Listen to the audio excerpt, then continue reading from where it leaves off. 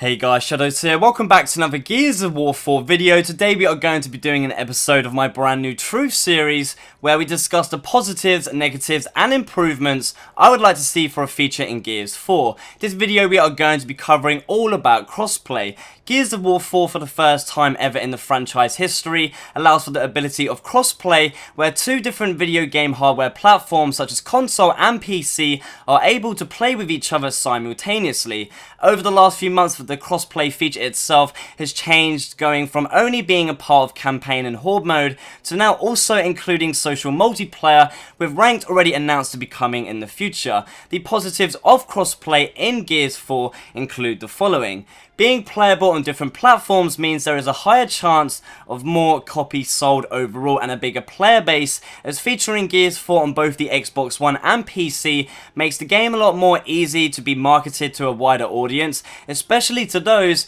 who prefer a certain platform. The potential for increased growth long term is also there as well, as PC gaming has been on the rise for the last few years now, making it a lot more popular even compared to console gaming. And right now Gears 4 on PC though is only available on the Windows Store, but if Microsoft ever allowed it to be released on Steam, there is crazy potential for the PC Gears population to actually outgrow the console community, which would only be a good thing overall for the franchise itself, allowing it to continue a healthy life cycle way into the future, years beyond years. Gears of War is a very different, unique game compared to a lot of others out there, and one of the only shooters where players using keyboard and mouse don't have a huge advantage over players using a controller compared to other first-person shooter games out there, with Gears being more about the movement, game knowledge and playing smart instead of reflexes and accuracy. Crossplay allows for a fair playing field, with two communities on each platform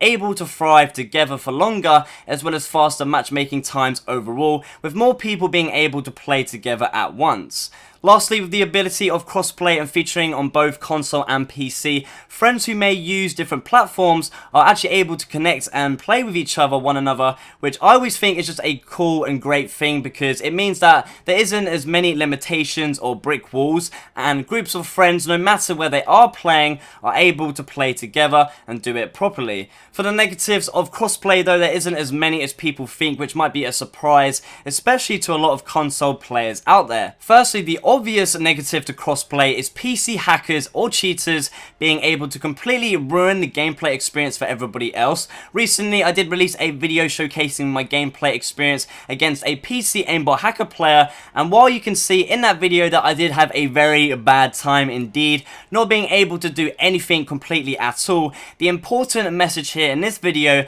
is that PC hackers are very rare and don't even make up the 1% of the whole entire PC community itself.